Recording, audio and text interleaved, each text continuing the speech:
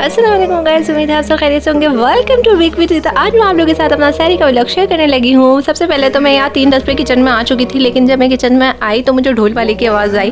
फिर मैंने सोचा ढोल वाले की भी वीडियो ऐड कर लेनी चाहिए व्लॉग में, लेकिन मुझे ढोल वाला कहीं नज़र नहीं आता था। फिर मैंने सोचा यार टाइम वेस्ट नहीं करना चाहिए और जिस काम से हम किचन में आए हैं वो कर लेना चाहिए। फिर मैंने आटा गूंदने की तैयारी की, लेकिन अम्मी की तबीयत बहुत हैवी सी हो रही थी। सोचा मैंने अम्मी को टैंक बना के दे दूँ। फिर मैंने झटपट टैंक बनाया और जल्दी से अम्मी को दिया और फिर वापस आटा गूंदना शुरू हो गई। चलो यार, मैंने 5 मिनट का रेस्ट दे दिया था आटा गूंदने के बाद। अब मैं देसी घी निकाल लेती हूँ। देसी घी के पराठे बहुत मज़ेदार होते हैं और बहुत खस्ता होते हैं, और हमारे घर में हमेशा देसी घी के ही पराठे बनते हैं। तो चले अब मैं खुशका निकाल लेती हूँ आटे के लिए, और फिर अपने पेड़े बनाकर एक ट्रे में सजा लेती हूँ ताकि पेड़ों को रेस्ट भी मिल जाए और मेरे पराठे बहुत अच्छे से बन जाएं। यार मैंने घड़ी की तरफ देखा तो 3:30 से आगे निकल चुका था टाइम, और मैंने फिर स्पीड मारी और जल्दी से मैंने पराठे बेलना शुरू किए और अम्मी ने फ्राई करना स्टार्ट कर दिए। यार आपके घर में हमेशा एक पीस ऐसा होता है जो कि आप काम कर रहे होते हो और हमेशा आपको डिस्टर्ब करने के लिए आ जाता है। इसी तरह से मैंने जैसे ही खुशका निकाली होती हूँ तो मेरी छोटी जो है वो बड़ी तो हो गई है, लेकिन उसकी वो बचपना अभी तक नहीं गया,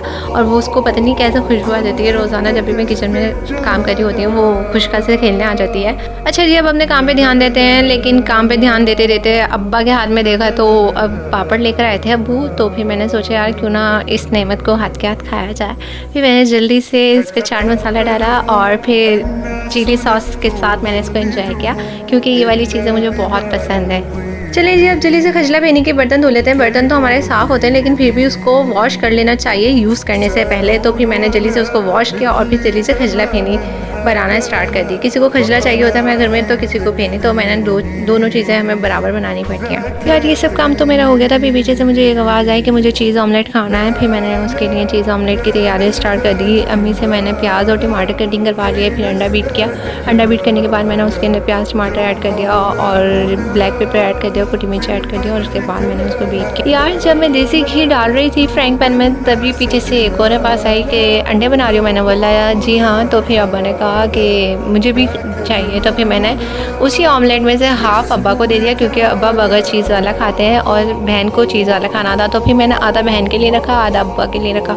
अब्बा को आधा ऑमलेट देने का मकसद ये था कि अब्बा को सिर्फ 2 निवाले ही लेने होते हैं, तो फिर इस वजह से अब्बा को आधा, और पूरा नहीं खाया जाता उनसे। तो फिर मुझे आधा देना पड़ा अब्बा को, और फिर आधा चीज़ के बहन के लिए रखा, और बहन को ज़्यादा चीज़ वाला खाना होता है। तो फिर मैंने उसके ऊपर एक्स्ट्रा चीज़ रखी और उसके मेल्ट होने का वेट किया और फिर सिस्टर को दे दिया। चलिए यार, अब सबसे इम्पॉर्टेंट काम कर लेते हैं जो कि मेरे लिए बहुत ज़रूरी है। अगर मैं ना करूँ तो वो काम मेरी सहरी नहीं होती और इफ्तारी नहीं होती। तो खैर वो इम्पॉर्टेंट काम है चाय, और चाय मैं ना पीऊँ ना सहरी में और इफ्तारी के बाद मुझे फ़ौरन ना मिले तो मेरी तबीयत ख़राब होने लग जाती है और फिर तबीयत भारी हो जाती है। तो आपको पता है ना चाय की वैल्यू।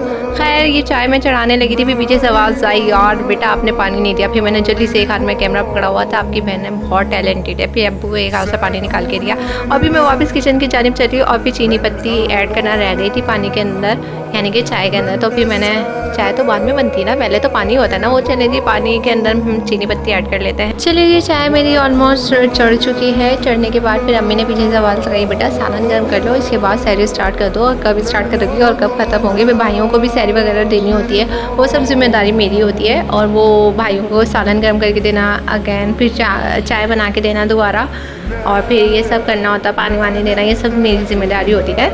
जिम्मेदारी से याद आया मेरे कांधों पर बहुत बोझ है जो कि मैं उठाए फिरती हूँ। Just kidding.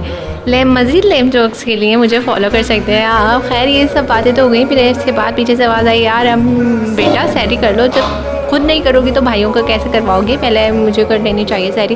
तो फिर अम्मी की बात में मुझे मंजर नज़र आया और फिर मैंने सोचा यार अम्मी सही कह रही है। फिर मैंने जल्दी से चाय वापस उतारी चूल्हे से और फिर अपना सालन गर्म करने के लिए रख दिया। और फिर जब मैं सालन गर्म करने के लिए रख देती हूँ फिर मैं अपनी बहनों को आवाज़ लगाना शुरू कर देती हूँ, आ जाओ सहरी कर लो। इस तरह से जैसे मेरी ड्यूटी होती है ना, जैसे ढोल वाले की ड्यूटी होती है वो रेगुलर आता है और ढोल में जाता है, इसी तरह से मेरी ड्यूटी होती है, आ जाओ सहरी कर लो। ये वाली आवाज़ें मेरी मुसलसल आती होती है। और जिस दिन मैं आवाज़ नहीं लगाऊँ तो हमारे घर में सहरी नहीं होती है, और फिर एक आवाज़ की सबको इस आवाज़ का इंतज़ार रहता है कि अब ये बोलेगी तो भी हमें जल्दी से भाग कर जाना है, और फिर ये वाला सीन रहता है। ये सबसे अच्छा सीन होता है हमारी सहरी का।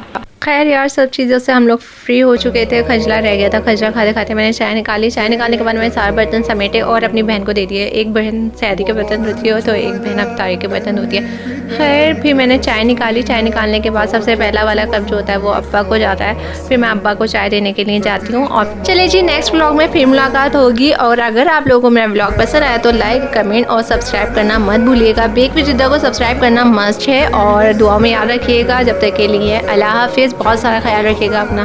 Bye bye.